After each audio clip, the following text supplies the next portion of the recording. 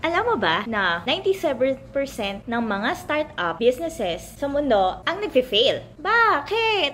Most ng reason bakit nagfi-fail is due to lack of funding or insufficient funding, walang product market fit or hindi tumutugma. Sa video na to, malalaman mo ang mga negosyong walang kapital. Kaya, tapusin mo ang video na to. Pero bago ako magsimula, magpapakilala muna ako. Ako po si Angelica Manindi Gamayo or Angel Gamayo, your angel in doing business. Ako po ay isang entrepreneur and business owner na may 10 years of experience in doing business in an up and down market. Ibabahagi ko po sa inyo ngayon ang mga negosyong walang kapital. Kung nung nakaraan, mga negosyong walang lugi or paano ka hindi malulugi.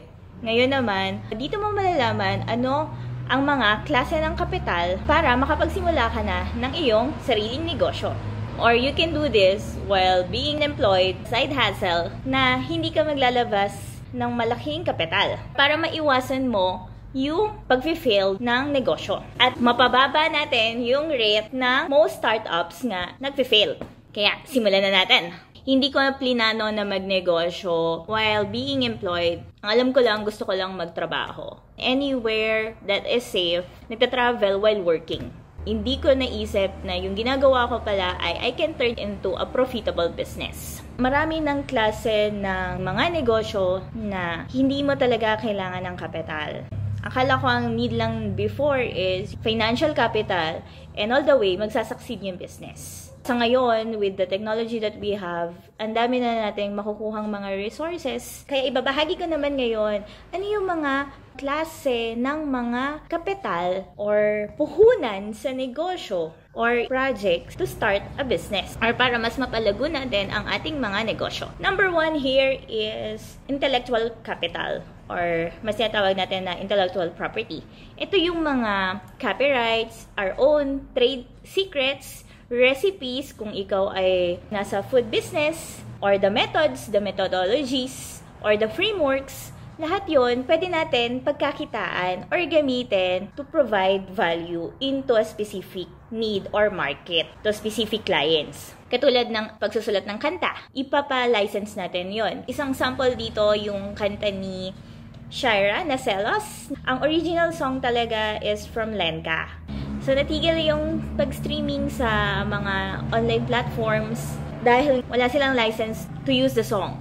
Napa-viral yung song, nag-hit yung artist. A form of business na rin siya dahil viral, ang daling maka-get ng attention. So those intellectual properties that needs license, ipinapa-trademark sa IPOPHIL, yon Intellectual Property Office here in the Philippines. So you have the right to own it. Hindi mo kailangan ng malaking puhunan para ma-establish siya or para ma-execute agad yon. Alam nyo ba na before i-produce yung isang commercials, we need to ask for license sa paggamit ng songs. So, binabayaran siya. Even in the movies, bayad siya. Number 2 is experiential capital, o ito yung tinatawag natin if you're professional or skilled worker, you can use your experience to provide service for others. Yung years of experience natin is important, or ito yung magagamit natin in establishing our business and making it sustainable. Our basis most of the time is the experience that we have in our previous jobs or previous projects and tasks. Nagagamit natin yon to be successful in another venture. So, yung mga na-acquire natin na mga learnings, trainings, working with different teams, different projects nga, we can use our experience. In-earn mo siya during a period of time. Yan ang klase ng kapital magagamit mo agad in establishing or doing business. If you're an accountant, lawyer, dentist, or a doctor, everybody needs experience to become expert. So number 3, the physical capital. Here, physical, nakikita, tangible assets. If you have the properties, turn that property into rental business. You already have this capital like the land. You just have to convert it into rental or into a building. Additional example is your equipment. If you're into printing business, meron ka ng laminating, pang-cutting tools, printer, mga simpleng equipments and machineries that you already have. Check your inventories if you're into food business. Baka yung maganda yung corning wares, pang cooking, pwede mo na magamit yung mga yon in starting your business. Most physical capital, magagamit mo na agad. Just turn it into something na magiging beneficial for our markets. Yung gusto nating pagsilbihang mga kliyente or customers. Wala ka pang linalabas, you just have to know the things that you already have to make profit or to provide value. What's next is the 4th one, which is the social capital. No man is an island. So in starting a business, ito yung nakakalimutan dala that you have your friends, you have your family that supports you. Mga networks or organizations that we belong.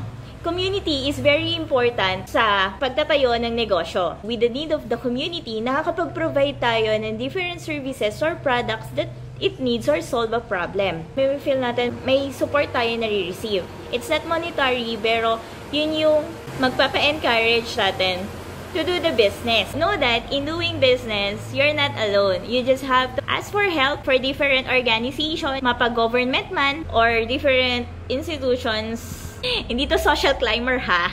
Iba yon. Or the social digger. This one, pag sinabi natin social capital, we have different networks and organizations that could help us to grow our business or even promoting our business as well. This kind of capital is beneficial in starting our business. Sila din na mismo yung magmamarket or magpo-promote ng ating negosyo para mas lalo pa itong lumago. Yung ating pang 5th na klase ng capital is moral capital. Or yung tinatawag natin na mga principles natin, core values, our behaviors. For example, sa kasosyong malupit group that we belong, start on what you have, hilaan pataas. Itong mga principles na to, ito yung mga guide natin in doing business. Those core values, yun yung magpapa-ignite palalo to serve our chosen market. Ito rin yung isa sa mga puhunan ko for our consulting business, yung aming binibigay na serbisyo. Hindi siya nahahawakan, tiwala. Without the tiwala coming from our suppliers, we are not confident to provide the services that we have. Huwag natin sirain yung tiwala na yon.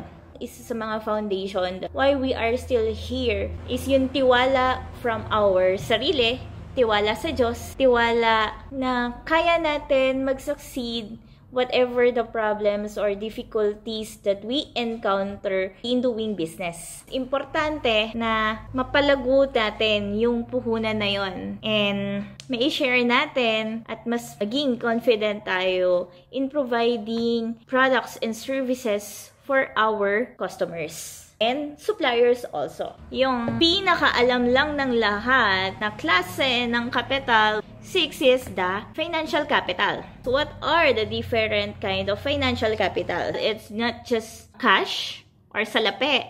Ito yung financial capital coming from our personal savings or investors. Hindi lenders ha, so iba pa yon.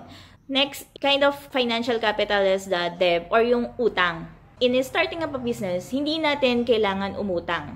Start with the capital that you already have.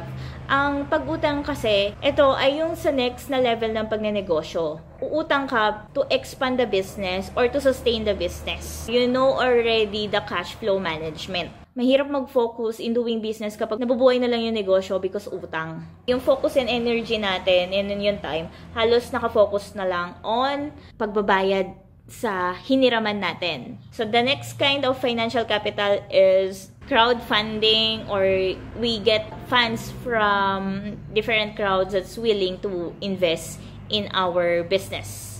Hindi ko naman masyadong recommend it. You can use the crowdfunding unless credible ka na rin. Medyo influential kang tao.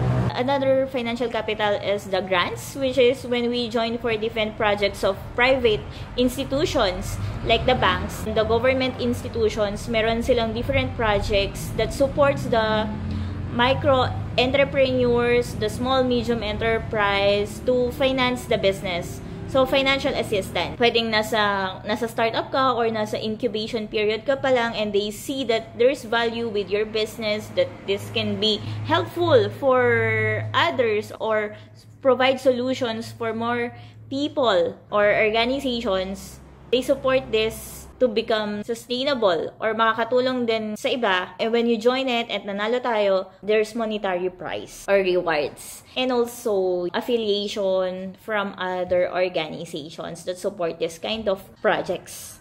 Other financial capital is more on sustainability ng businesses when we have this strategic partnership with other, you want to merge or magkaroon ng joint ventures, or we can have partnership with other business as well. Know that in starting a business, you can really start without capitals. I mean, without financial capital intervention. Number 7 is hindi masyadong napapansin, but this is very important that we have this capital, our time. Time is the only currency na if we maximize it, if we know where we use our time, our valuable time, we can convert our time into profit. Dahil ang time, isa siyang puhunan na hindi mo na siya maibabalik. Dahil time is gold nga. Let's use our time into making us better. Kung meron tayong time, ma-execute natin yung mga bagay na gusto natin gawin. We can do part-times, we can do the hustle while we are employed because we have the time. Kahit marami tayong financial capital, well, if you don't have time, then how can we start the business? So, let's use our time. Okay? That's it for mga klase ng kapital o puhunan na magagamit natin in starting or sustaining the business. I hope nakatulong to sa inyo and mas naintindihan natin at aware na tayo ngayon sa mga klase ng kapital para magamit mo sa pagsisimula mo ng iyong negosyo o sa pagpapalawak pa ng iyong negosyo. I want to share the Bible verse for this vlog according to Matthew chapter 25 verse 23. Yung sagot na gusto natin makuha when everything is done or nagamit natin yung mga resources, yung mga talents natin na binigay ng Diyos, yung mga provisions, blessings na binigay ng Diyos sa atin, yung masarap marinig na, well done, good and faithful servant. Again, we have this group in FB. If you want to know more about business registrations, taxes, and about concerns on HR, mga labor law, and you want pre-tax planning, just join in our group and let's have a fruitful discussions. Know that hindi ka nag-iisa sa negosyo, and I hope that you can start the business that you want or in mind. Just execute it, na lagi natin sinasabi. Always remember that there's good, better, and best ways to execute things. Know that mahalaga ka. Paalam!